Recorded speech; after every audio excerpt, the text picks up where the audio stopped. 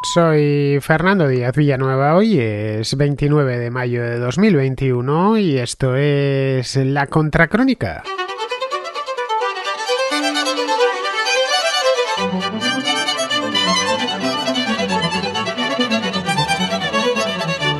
Bienvenidos al Contraplano, ya sabéis los habituales, es el programa de cine y series también, y documentales, y anuncios televisivos, y en fin, cualquier cosa, videojuegos, cualquier cosa que sea poner una imagen detrás de la otra y forme un movimiento, al menos una ilusión de movimiento, que en eso consiste el cine, que a veces se nos olvida que una película no es más que una sucesión de 24 fotografías por segundo, pero mediante un defecto en el ojo que tenemos que se llama persistencia retiniana nos engaña y pensamos que ahí delante algo se está moviendo cuando no se está moviendo nada. Son simplemente poner muchas fotos una detrás de otra en muy poco tiempo, en solo un segundo.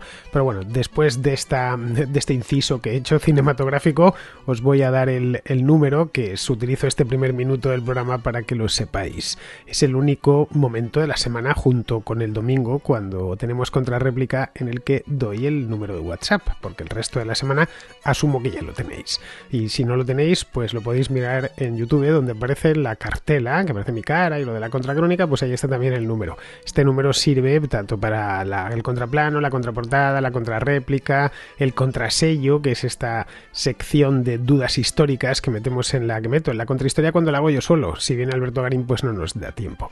Pero bueno, si queréis mandar notas de voz a la contra, a cualquiera de las contras, tenéis que hacerlo a través de este número. Es el 690 827909. El caso de que estéis fuera de España, cosa harto probable, porque este programa afortunadamente tiene mucha audiencia que me llega de otros países de Europa y también de muchos países de América, tenéis que poner más 34, no olvidéis, dentro del WhatsApp. El coste es el mismo, así que no temáis, pero vamos, no hace falta que os diga nada porque seguro que enviáis WhatsApps a gente que está en otros países y nunca os ha llegado una factura ni nada por el estilo. Y si os llegan, protestad, pero protestad airadamente a los de la operadora. Bien, pues dicho esto, y va a todo esto, que se me olvidaba. Las notas de voz tienen que durar, en el caso del contraplano, entre aproximadamente 1 y 3 minutos, aunque yo preferiría que sean de 3, porque es cuando da tiempo a presentar convenientemente una película. Bien, pues dicho esto, hechas los recordatorios pertinentes, pasamos ya al contraplano.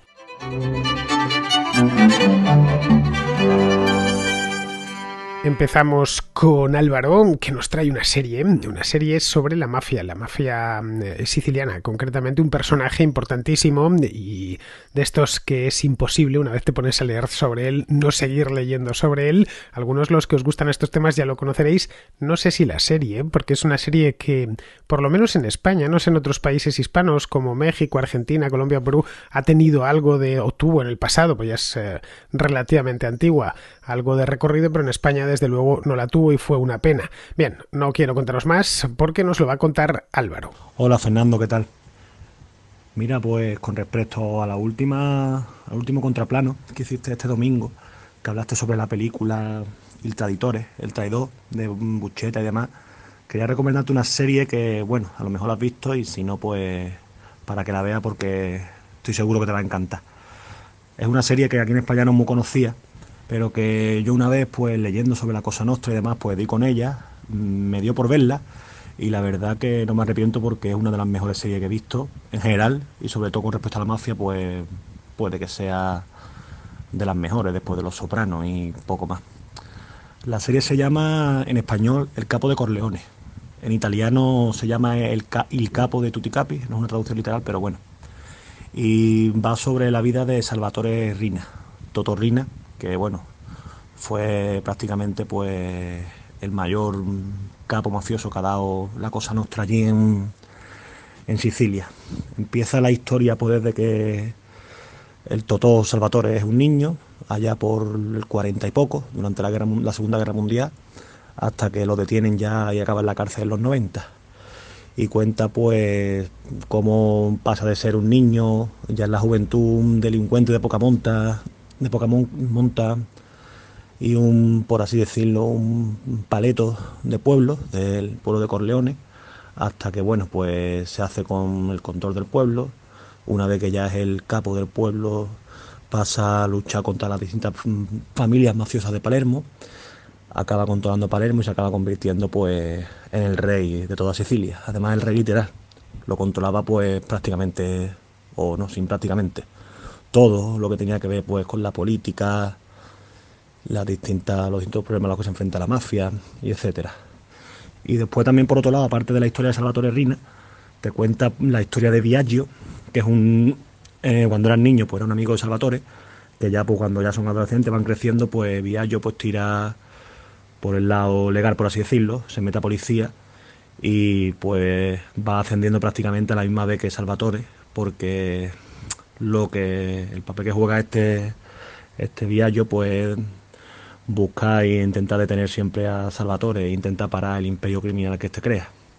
Y bueno, pues aparte de estos dos, pues también salen otros personajes históricos de la mafia siciliana y de la política siciliana e italiana de la época. Salen pues el propio Buscetta, sale mucho, sale también Giovanni Falcone, Paolo Borsellino, etcétera, etcétera.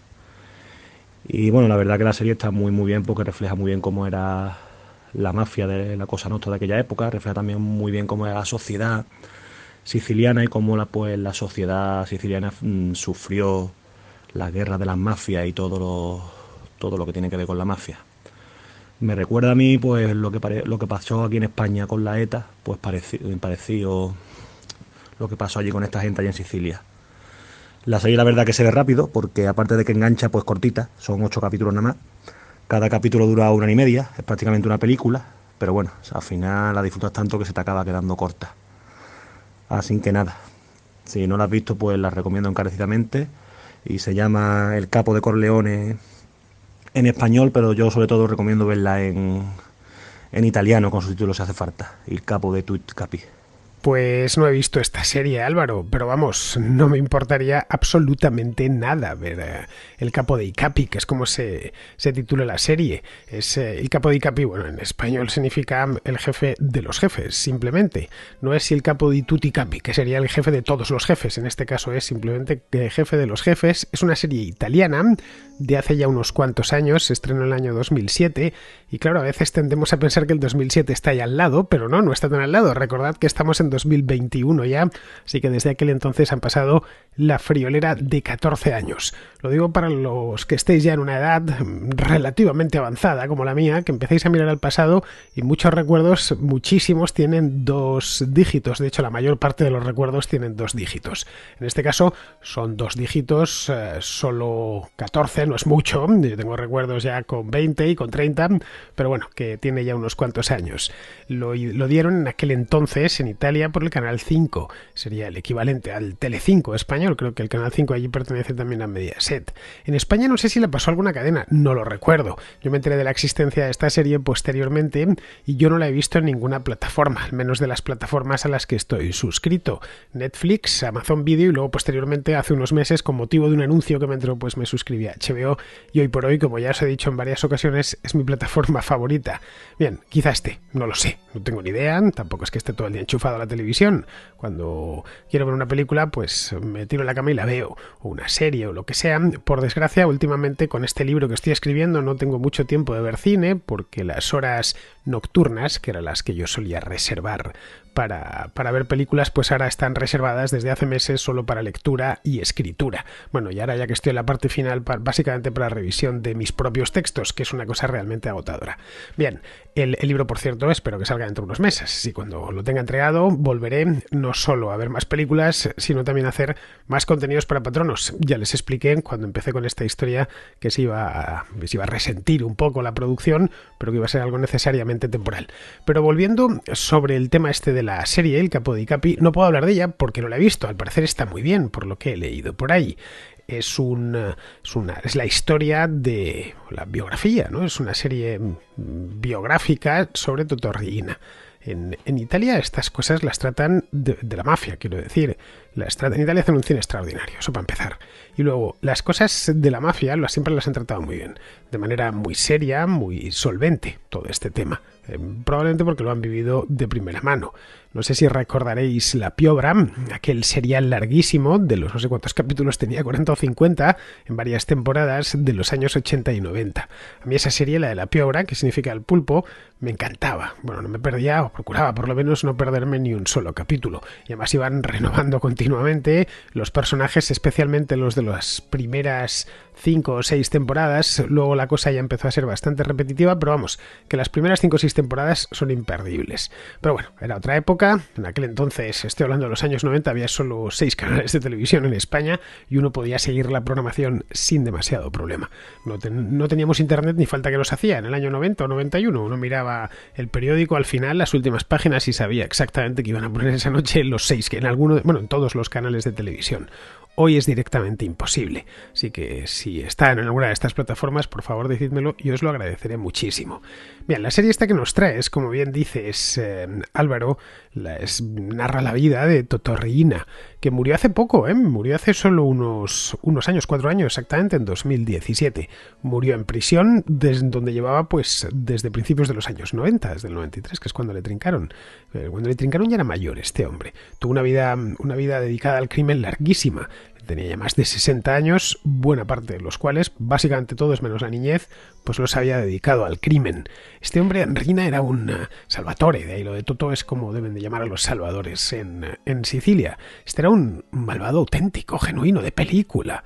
Pero su última apuesta, la de liquidar a los jueces de la Comisión Antimafia, que eran Giovanni Falcone y Paolo Borsellino, pues en 2 atentados espectaculares, especialmente el de Falcone, ya despertó la indignación entre los sicilianos. A Falcone le mató, cualquiera en Sicilia conoce la historia y mucho más en Palermo, le mató colocando una bomba en la autopista que va de Palermo al aeropuerto de la ciudad. Y hizo volar toda su comitiva. Luego, poco después, creo que 2 meses más tarde, ordenó matar a Paolo Borsellino, que era el otro juez que había puesto en marcha pues el macroproceso contra la mafia. A Borsellino se lo cargó con un coche bomba en el centro de Palermo, cuando este hombre se dirigía a casa de su madre. Bueno, aquellos, por supuesto, un coche bomba que no solo mató a Borsellino, sino mató a todos los que iban con él. Aquellos atentados, el gobierno italiano de la época los interpretó como un pulso personal y ya no se detuvo hasta dar con él y detenerle. Había matado a tanta gente este hombre, a Rina, que se pasó años acudiendo a los juzgados, a juicios. Vamos, claro, porque cada uno de los asesinatos era un caso distinto. Le condenaron a no sé cuántas cadenas perpetuas. Vamos, que Totorrina hubiese necesitado vivir varias vidas para cumplir todas las cadenas perpetuas a las que le condenó la justicia italiana. Era un tipo tan sanguinario que en Sicilia se le conocía como la belva, que significa en italiano la bestia, aunque entre los suyos era conocido como capo di capi, es decir, el jefe de los jefes, que vamos, que no era ni mucho menos el único mafioso en Sicilia. Eso sí, a toda la mafia siciliana la puso bajo sus órdenes. Bueno, de ahí, de lo de capo di capi, es de donde tomaron el nombre los que hicieron la serie. Rina era es que se puede hablar de este hombre muchísimo tiempo, porque ya os he dicho antes, es un personaje fascinante. Era un mafioso realmente degenerado, en el que a poco que se lea, no digo ya que uno tenga que leer una biografía muy larga, lea un artículo sobre su vida, basta para hacerse una idea hasta dónde llegaba su degeneración. Superaba con mucho a esos mafiosos de las películas. A diferencia de otros mafiosos, especialmente los sicilianos, la Cosa Nostra, que es como se llama mafia en Sicilia, la Camorra es como se llama en Nápoles, la 'Ndrangheta en Calabria, la 'Ndrangheta, exactamente, la Sacra Corona Unita es como se llama en la región de la Puglia. Bueno, pues en la Cosa Nostra siempre tuvo reglas, la mafia siempre ha tenido reglas que nos pueden parecer mejores o peores, pero bueno, que ellos, los propios mafiosos, observan. Lo que hizo este hombre fue apoderarse del clan de los Corleoneses y fue eliminando rivales uno a uno. Mataba también además a sus esposas y a sus hijos, algo que los mafiosos pues no hacían. Formaba parte de las reglas de la Cosa Nostra no matar a los niños o de los rivales o no matar a las esposas. Eso se consideraba que era algo sagrado. Tampoco le importaba matar civiles, es decir, que si tenía que liquidar a un rival o a alguien que le había hecho alguna faena, y lo hacía con un coche bomba, porque empezó a utilizar técnicas típicas de los terroristas, como pues eso mismo, los coches bomba, pues no le preocupaba que, qué sé yo, que tuviese que poner la bomba delante de un colegio o en una calle atestada de gente. Claro, eso ya era pasar a un escalón superior a lo que estaban acostumbrados los sicilianos. A fin de cuentas, con el crimen organizado se puede llegar a convivir si no toca la fibra social más allá de lo estrictamente necesario. Es decir, si, se matan entre ellos, lo habréis escuchado muchas veces. Mientras se maten entre ellos, pues ni la policía ni la gente se va a quejar demasiado alto por miedo, evidentemente, a que les pase algo. Bien, en este caso se socializó, por utilizar este término entre comillas, por supuesto, el sufrimiento causado por la mafia a toda la sociedad siciliana. Es decir, si estaba en guerra con otra familia, ponía un coche bomba para matar a otro capo y, le era lo mismo completamente, ¿eh? Si tenía que hacerlo en cualquier lugar, nada le frenaba. Y esto hizo que los sicilianos realmente se asustasen. Evitaban hasta pronunciar su nombre, de ahí lo de los apodos, como la Belva o el Capo dei Capi, no sé, que se evitaba decir Totorrina. Todo el mundo sabía, por supuesto, quién era. Estaba huido de la justicia desde los años 60, la policía italiana le perseguía, pero con las complicidades múltiples que hay en una isla como Sicilia, pues se pudo esconder. Es decir, no se sabe realmente a cuánta gente llegó a matar, pero no menos de 200 personas. Cometió un error al final, y el error fue cuando decidió, esto pues ya a finales de los 80, coincidiendo con el macroproceso contra la mafia, decidió enfrentarse directamente contra el Estado italiano. Estaba convencido de que le iba a ganar, que él estaba por encima de todo, que si se había conseguido hacerse con Sicilia, ¿por qué? ¿Quién iba a venir de Roma a decirle algo? Pero no, aquello ya fue una apuesta demasiado alta para sus posibilidades. Le terminaron atrapando unos meses más tarde de asesinar a Borsellino y a Falcone. Luego, tras su detención, le había puesto ya una máquina diabólica en marcha. Tras su detención desató el terror en Sicilia. Sus lugartenientes mantuvieron el pulso contra el Estado durante meses, poniendo bombas en comercios, incluso hasta en iglesia. Luego ya vinieron los juicios, las sucesivas condenas de muerte y se murió en la cárcel este hombre, ya digo, en el año 2017. Que se pasó este hombre casi 25 años en la cárcel. Nunca mostró el más mínimo arrepentimiento de nada de lo que había hecho. Así que sirva esto como introducción a esta serie que yo no he visto y ya lo siento, que nos trae Álvaro del Capo dei Capi. De cualquier manera os dejo un enlace por si queréis verla en italiano en DVD, porque lo he encontrado en Amazon.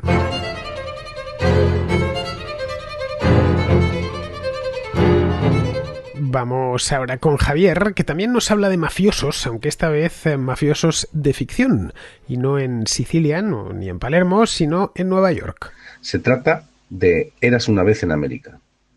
La verdad es que me sorprendió descubrir que no había pasado por este espacio, o por lo menos no la he encontrado en tu página diazvillanova.com. Eras una vez en América está magníficamente dirigida por Sergio Leone. De hecho, creo que es su mejor película. Es una película larga, casi alcanza las 4 horas, pero con un ritmo tan cuidado que no se hace pesada en ningún momento. Está estrenada en el año 84 y ambientada entre los años 20 y los años 60 en Manhattan, Nueva York. Y aunque su tema principal es la mafia, también muestra en gran medida la amistad, el amor, la nostalgia, el paso del tiempo. Es una película de fácil comprensión. No narra los hechos de una forma lineal, sino utilizando algún acertado salto en el tiempo, pero no complica en absoluto entender la trama. La película está protagonizada por Robert De Niro y James Woods. Os podéis imaginar en ese aspecto la altura de la película. Según tengo entendido, Paramount Pictures encargó a Sergio Leone la dirección de la película El Padrino, pero este la rechazó y finalmente, como sabemos, fue dirigida por Francis Ford Coppola. Tras el éxito obtenido por esta última película, Sergio Leone supongo que se quiso quitar esa espina rodando Eras una vez en América, de algún modo para demostrar que él también podía hacer una película de mafia de ese calibre, y el resultado, a mi juicio, mejora la película de Ford Coppola. Otro de los motivos que la convierten en una de mis películas favoritas es la magistral banda sonora íntegra del compositor italiano recientemente fallecido Ennio Morricone. Si ya Sergio Leone consigue que determinadas secuencias se te queden grabadas, la banda sonora las sella para siempre. Bueno, un abrazo para todos y espero que os guste. Érase una vez en América es una película muy buena, Javier, una gran película.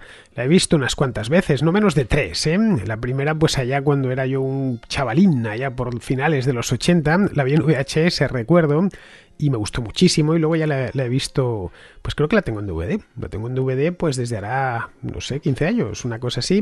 Lo que pasa es que no la he revisionado o revisitado hace mucho tiempo, pero vamos, la tengo perfectamente en la cabeza. Bueno, todas las veces que la he visto me ha gustado. Una película muy larga, ¿eh? Cuando os pongáis con ella, cercioraros antes de que tenéis tiempo de terminarla, porque si no os la tendréis que servir casi como una serie en varias entregas. Eso sí, esto ya es una opinión personal. Yo no creo que sea superior al Padrino, ¿eh? A ver, no por nada, sino porque no se ha filmado nada superior al Padrino en toda la historia del cine. Cuando me habéis preguntado en alguna ocasión cuál es mi película favorita, siempre os lo digo, El Padrino, más el 1 concretamente, aunque el 2 tampoco le hago ascos, es bastante buena, el 3 ya es manifiestamente inferior, pero bueno, que El Padrino 1, la original, creo que es la mejor película que se ha hecho en toda la historia. Pero bueno, para mí es perfecta, es simplemente insuperable. Ahora bien, esto del cine va en gustos, y cada uno tiene los suyos. Pero bueno, Érase una vez en América es sin duda una película extraordinaria, de lo mejor del género de gángsteres.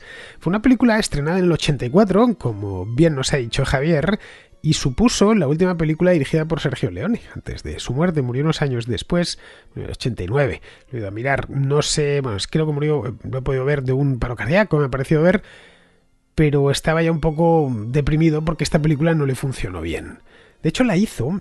Fue una vuelta a los ruedos, nunca mejor dicho, como hacen los toreros de vez en cuando, que ya se han retirado y al cabo de muchos años vuelven a hacer una corrida extraordinaria. Pues hizo algo parecido. Él no dirigía, la película es del 84 y él no dirigía desde el 71. Llevaba muchísimos años, pues casi 15 años sin dirigir nada. La última que había hecho fue Agáchate maldito, está ambientada en la Revolución Mexicana. La verdad es que Leone tampoco fue un director prolífico, ¿eh? Hizo solo 8 películas como director. La primera fueron Los últimos días de Pompeya, que supongo que la habréis visto, el 59, típica película de sobremesa, antiguamente en la televisión, y la última fue esta misma, Érase una vez en América, del 84. Lo que había tenido era una vida cinematográfica muy larga porque había sido asistente director durante muchos años. Luego ya cuando se metió a director titular, pues nos regaló 8 películas y las 8 están muy bien. Todas las que dirigió las escribió también, él era director y guionista, eran proyectos muy personales suyos. No sé, es muy conocido, el que más y el que menos pues ha visto, qué sé yo, Por un puñado de dólares, que es del 64, bueno, las secuelas, La muerte tenía un precio, que es del año siguiente, el 65, y luego al siguiente las hizo todas seguidas, El bueno, el feo y el malo, con Clint Eastwood. Vamos, fue el gran maestro del spaghetti western. Es ese género, ese subgénero de películas del oeste, hechas por italianos en España, generalmente, en el desierto de Almería, donde se llegó a hacer, pues, a construir unos sets que todavía siguen en pie y hoy son, o eran por lo menos hace unos años, cuando yo anduve por allí, era un parque temático, ¿no? A menudo estaban protagonizadas por actores estadounidenses porque se distribuían en los Estados Unidos. Bueno, como os decía, fue ahí donde Clint Eastwood empezó su carrera, de hecho con el propio Leone. La cuestión es que este hombre, como os decía antes, dejó de dirigir en el 71 y claro, ya parecía que no lo iba a hacer más, tenía ya pues cierta edad, una carrera más o menos consolidada, había ganado mucho dinero con los spaghetti western y desde el 71 hasta el 84 se había dedicado a producir películas en Italia, no en Estados Unidos, a descubrir talentos y producir películas. Fue entonces, pues en el 73, claro, cuando se produjo esta película, fue entonces cuando rechazó dirigir El Padrino y se la dieron a Coppola. No lo sé por qué, quizá si alguien lo sabe que me lo diga, quizá la historia de Mario Puzo no le gustaba, o quizá, como es más probable, tenía la historia de Érase una vez en América entre las manos, y esa era la que quería llevar al cine, no la de Puzo. Érase una vez en América es una historia de mafiosos también, pero no de mafiosos italianos, a pesar de que Sergio Leone era italiano. Es una historia de mafiosos judíos del Lower East Side. En Nueva York de los siglos XIX y XX hubo mafias de todo tipo, irlandesas, judías, italianas. La italiana pues es la que... orientales, en fin, un melting pot como es crisol absoluto, como es Nueva York, pues ha tenido genios y criminales de todas las nacionalidades y orígenes posibles. Y en este caso, Érase una vez en América, eran judíos. Es una película río, que empieza en el año 18, cuando los protagonistas son aún niños, y termina en 1967, es decir, buena parte del siglo XX. Pero el grueso de la acción transcurre en los años 30, concretamente los años previos a que se levantase la prohibición de venta y consumo de bebidas alcohólicas. Eso fue en el año 1933. Bueno, el reparto es fabuloso. Lo encabeza Robert De Niro, seguido de James Woods. Está también Joe Pesci, que pues ya solo ver Robert De Niro y Joe Pesci parece una... pues no sé, una película de mafiosos necesariamente, si ves a estos dos y más en los años 80. Pero bueno, que el reparto está muy bien y además se meten muy bien en los personajes. Se interpretan a sí mismos en un periodo de tiempo muy largo, desde el final de la adolescencia hasta la vejez. Claro, cubrir un periodo de tiempo tan largo, con una historia que Leone había sacado de una novela, no lo olvidemos, le llevó de cabeza a hacer una película kilométrica. Es larguísima. En principio, según leí por ahí hace un tiempo, iban a ser 2 películas de 3 horas cada una. Pero el estudio se negó en redondo. Dijo, bueno, esto es un suicidio. La gente va a ir a ver la primera, se va a quedar con ganas de ver la segunda, pero claro, la segunda no saldrá hasta el año siguiente y a la segunda ya no irá nadie. Hay algunas películas que precisamente por partirlas en 2 han fracasado. Otras, en cambio, otras películas partidas, caso del Señor de los Anillos, todo lo contrario. Estaban deseando, la gente estaba esperando un año a que Star Wars, por ejemplo, a que se estrenase Harry Potter, ¿no? Que se estrenase la siguiente. Bien, el estudio no quiso saber nada del asunto, dijo que tenía que hacerlo, a fin de cuentas estaba produciéndolo y distribuyéndolo, pues que tenía que hacerlo en una sola película. Se metió de nuevo Leone en la sala de edición a cortar otra vez, a eliminar todo lo que sobraba, hasta dejarla en una sola entrega de casi 4 horas. Bien, que no está nada mal, ¿eh? Una sola película de casi 4 horas. Son de estas del Hollywood clásico, que se metía uno en el cine a las 4 de la tarde y no salía hasta las 8. Pues os decía al principio que tenéis que tomároslo con calma, ¿no? En principio, que la idea era que la película se distribuyese la misma en Estados Unidos y en Europa, pero al final en Estados Unidos decidieron acortarla todavía más. La película de hecho fue un fracaso total en taquilla. La Warner, que era el estudio que la estaba produciendo, perdió muchísimo dinero con ella, y en parte precisamente por eso que os decía antes, porque se empeñaron en acortarla aún más para el circuito de Estados Unidos. La dejaron en solo 2 horas, eliminando los continuos flashbacks y flash forwards de la versión original. Bueno, vamos a utilizar, y lo he dicho muchas veces, los términos en español, caray, que son mucho más bonitos. Flashback en español se dice analepsis y flash forward se dice prolepsis, es decir, saltar hacia adelante y saltar hacia detrás. Pues bien, si las analepsis y las prolepsis con las que Leone salpimentó toda la película, Eras una vez en América pierde buena parte de su encanto. Esto es importante saberlo. Y además es que son necesarios estos saltos. La línea de tiempo principal los necesita para ser entendida en su totalidad. Bien, pues tras el fracaso en taquilla y no recibir ni una sola nominación a los Oscar, se fue poco a poco convirtiendo en una película de culto. Pero Leone no llegaría a verlo porque es una película que se fue recuperando ya en los años 90, cuando Leone ya había muerto. En definitiva, no me quiero enrollar más porque quiero meter pues al menos un par de películas más y voy por la segunda, caray, que hoy me he enrollado mucho. Claro, me traéis cosas tan buenas que me enrollo. Esta es muy buena. Reservad tiempo, eso sí, porque es muy larga, pero os encantará porque está muy bien hecha, muy bien interpretada, la historia es preciosa y la música es de otro italiano, de Ennio Morricone, y es una auténtica maravilla. Bien, vamos ahora con Ignacio, que después de 2 de mafiosos nos trae una de romanos. Muy buena, Fernando. Hoy quería recomendar para Contraplano una de mis películas favoritas, que es Gladiator. Me parece una auténtica obra de arte que combina un increíble argumento, una buena escenografía, buenas escenas de acción y además una increíble actuación del protagonista, que es Russell Crowe. Y bueno, creo que también actúa muy bien el antagonista, que es Joaquín Phoenix. Y bueno, todo se junta para dar una película increíble, de la que es difícil despegarse que 1 minuto en todo lo que dura la película, que creo que son 2 horas y pico. Y bueno, teniendo en cuenta que está basada en la antigua Roma, en la época del emperador Cómodo, pues me dio esta vez por buscar qué correspondencia con la realidad tiene lo que aparece en la película, es decir, quién fue realmente Cómodo y la hermana y tal, y cómo era el carácter suyo en la realidad. Y vi también que era una persona dada a la paranoia y que siempre pensaba que estaban conspirando en su contra. Entonces pues he pensado que sería interesante que mencionaras estos rasgos históricos y además eh, esos matices que salen de escenografía, como pueden ser las escenas de la antigua Roma, los edificios que salen, la ropa que llevan, incluso aquella simbología religiosa que aparece eh, en la película. Creo que no sale nada de simbología cristiana, porque ahí el cristianismo aún no era una religión oficial del imperio, pero bueno, que comentas así por encima todo lo que aparece, que a mí me parece que es una gran película y recomiendo a todos. Un saludo y hasta otra. Esta película, Gladiator, que es muy famosísima, porque esta fue lo contrario, de Eras una vez en América, esta fue un taquillazo hace 20 años, tremendo. Pero está muy bien, ¿eh? No creo que merezca ser la película de la semana, sobre todo teniendo a la de Sergio Leone, pero es una película que está bastante bien. A ver, esta película no trata tanto de ajustarse a hechos históricos concretos como a contar la historia de un gladiador romano, bueno, hispano exactamente. El protagonista es un gladiador que viene de la antigua Hispania a finales del siglo II. Está inspirada en una novela moderna del siglo XX, cuyos derechos compró un estudio, Universal, creo recordar, y encargó a Ridley Scott dirigirla.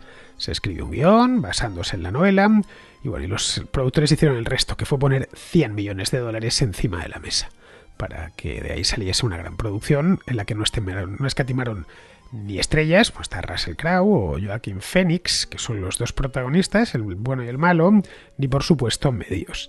Se construyó en Malta una réplica del Coliseo romano y se hizo casi todo en exteriores. Luego también se empleó mucho las imágenes creadas por ordenador, que bueno, en el año 2000 ya existían, estaban dando sus primeros pasos, pero que solo aparecían en grandes producciones muy caras, como esta, o El Señor de los Anillos, o Star Wars. Hoy ya es tan común esto que el CGI que se nos han hecho los ojos a ello y no nos produce ninguna novedad. Bien, la historia, como te decía, es completamente ficticia. El protagonista, que es Máximo Décimo Meridio, nunca existió. Marco Aurelio y Cómodo sí, aunque no es seguro que el hijo asesinase al padre, de hecho es bastante improbable. Cómodo no fue un buen emperador, no heredó ninguna de las virtudes de su padre y desarrolló además una megalomanía obsesiva.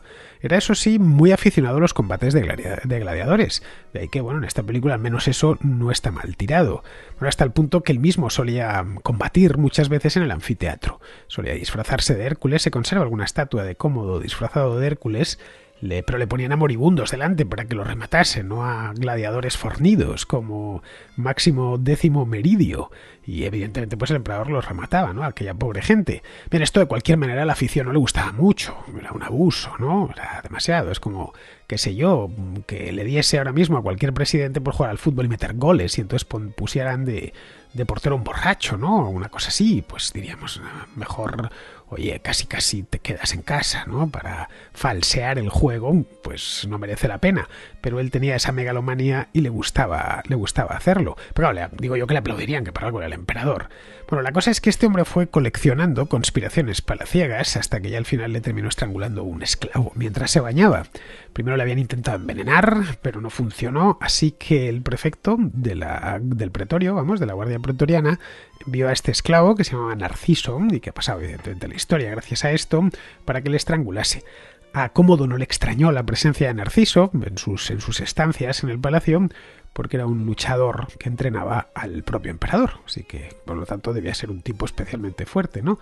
Vamos, la película está muy bien, es muy espectacular, los combates están bien hechos, y bueno, que no se puede considerar sensu estricto cine histórico, realista por lo menos, porque está plagado de licencias y en sí hasta el personaje principal es inventado, pero sí al menos puede despertar el interés en esa época, ¿no? El finales del siglo II después de Cristo, el Imperio Romano. Es propiamente Gladiator es una novela histórica filmada.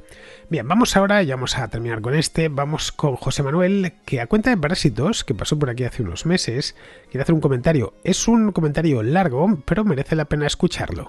Hola Fernando, te hablaba a raíz de tu comentario sobre la película Parásitos acerca de si estaba ideologizada o no. Yo creo que está claramente ideologizada, tiene una visión completamente materialista en el sentido marxista de la existencia.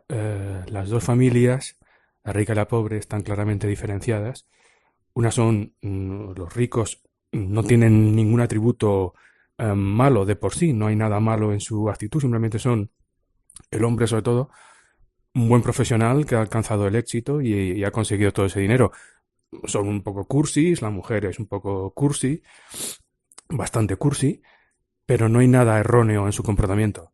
Sin embargo, la familia que se retrata como la familia pobre son unos auténticos patanes profesionales, es decir, son pobres porque son unos inútiles y no hacen nada por cambiar eso. Es muy relevante la escena de cuando consiguen el trabajo para la pizzería, para construir, para montar las cajas de pizza, que son incapaces de hacer algo ordenadamente tan sencillo como montar unas cajas de pizzas y entregarla en tiempo y forma a su propietario, ¿no? Entonces, claro, el planteamiento partiendo de esta base materialista de diferenciando las dos familias, lo que plantea la película es que la familia pobre tiene todo el derecho a hurtar el dinero y la propiedad de la familia rica simplemente por el hecho de ser pobre, ni siquiera por ser unos buenos profesionales capaces de superarles o de competir con ellos en alguna faceta profesional y alcanzar su mismo estatus. Luego además está trufado de muchos detalles, la trama de la película está trufada de muchos detalles que siempre dejan muy clara la estratificación, materialismo materialista marxista, donde las clases sociales son vasos no comunicados. Por ejemplo, la familia que tienen en el sótano, o todo, incluso ese guiño indigenista que hay con la fiesta donde los niños se disfrazan de indios y los ricos de vaqueros, e incluso el propio padre de la familia termina disfrazado de vaquero cuando en la secuencia final pues comete el crimen, ¿no? El asesinato. Eh, John Bong-joon, que es el director de esta película, es un director de cine extraordinario.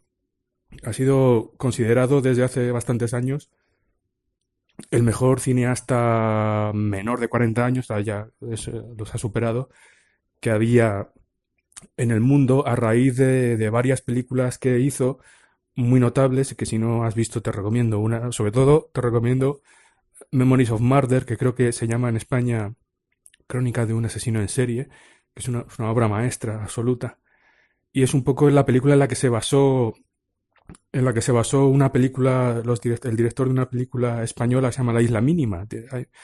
Está claramente basada en esa película, en cómo funciona la trama y en el ambiente y en todo eso. Bueno, pues este director surcoreano que se dedicaba a hacer películas de acción con un gran contenido social, retratando, como tú bien decías, lo que es la Corea, ¿no? La estratificación de la Corea, de la gente que sobrevive, más o menos, pero honradamente, porque siempre sus protagonistas pues a lo mejor tienen un puesto donde venden alguna cosa o un pequeño comercio o algo así. Este cineasta tuvo la mala suerte de caer en las garras de la gente del Festival de Cannes, que lo adoptaron, como veían esa parte social que había en su cine, donde se denunciaba pues un poco que el Estado coreano muchas veces no trataba del todo bien a la gente de una estratificación menor, que se ve siempre en todas sus películas, como pues cuando hay una gran catástrofe los meten en un gimnasio y están ahí durmiendo todos en el suelo. Bueno, pues eso lo supieron leer muy bien la gente del Festival de Cannes, que como sabes son el gran ariete del marxismo, perdón, en la cinematografía mundial. Han adoptado a este director y es una lástima porque siendo un director, un superdotado, claro, ya lo han tergiversado y han conseguido que empiece a hacer películas de corte completamente marxista. Y esto se dio a raíz de su salto a la cinematografía norteamericana con Snowpiercer. Snowpiercer es esa película del tren que va continuamente eh, viajando, ¿no? Por una estepa, y que también muestra, pues eso, una sociedad estratificada en la que los pobres quieren usurpar el sitio de los ricos, pues sin otro argumento más que pues la pura violencia y el derecho de hacerse con su dinero. Bueno, pues a partir de ahí ya es un hijo adoptivo del Festival de Cannes, como le pasa a nuestro Almodóvar de aquí, que también es un hijo adoptivo del Festival de Cannes, y a partir de ese momento ha empezado a hacer unas películas horrorosas de señoras mirando por la ventana y pensando en voz en off, 5 minutos, que no sabes muy bien a qué se refieren, y ha olvidado completamente La Calle, que es el sustrato de donde él viene y el que conoce perfectamente. Bueno, pues esto. Bon Jovi está absorbido por la gente del Festival de Cannes y ya prácticamente todo lo que hace es cine marxista. Snowpiercer, Okia, otra película excelente pero que tiene un discurso horroroso sobre también el animalismo y cómo la industria daña todo el ecosistema, en fin, esa parafernalia que tiene todo el discurso marxista alrededor de eso. Lo han estropeado, la verdad es que lo han estropeado. Parásitos, siendo una película que es extraordinaria técnicamente, que está muy bien rodada, muy bien dirigida, al final queda minusvalorada por esa carga política que yo siento diferir contigo, sí la tiene y muchísimo. Y de hecho es porque la gente de izquierdas, incluso los que dicen que no está ideologizada, es porque realmente están viendo que sí está ideologizada y la defienden. Nada más, un abrazo, hasta luego. Pues muchas gracias, José Manuel. Esta película pasó por aquí a finales de octubre del año pasado, el día 31 exactamente, lo he ido a mirar a mi página web y en fin, ya la comenté in extenso. A ver, no me queda tiempo para comentar nada al respecto, pero vamos, ahí os dejo el comentario de José Manuel, que me parece muy completo, muy bien informado y hecho con cómo se deben hacer estas cosas, es decir, después de haber visto la película en su totalidad y con mucho detenimiento. Bien, pues con esto, queridos amigos, nos hemos pasado un pelín, ya os he dicho que hoy se me ha ido el santo al cielo, se me ha ido, mejor dicho, el gladiator al cielo hoy, pues con esto me despido de vosotros, hasta mañana.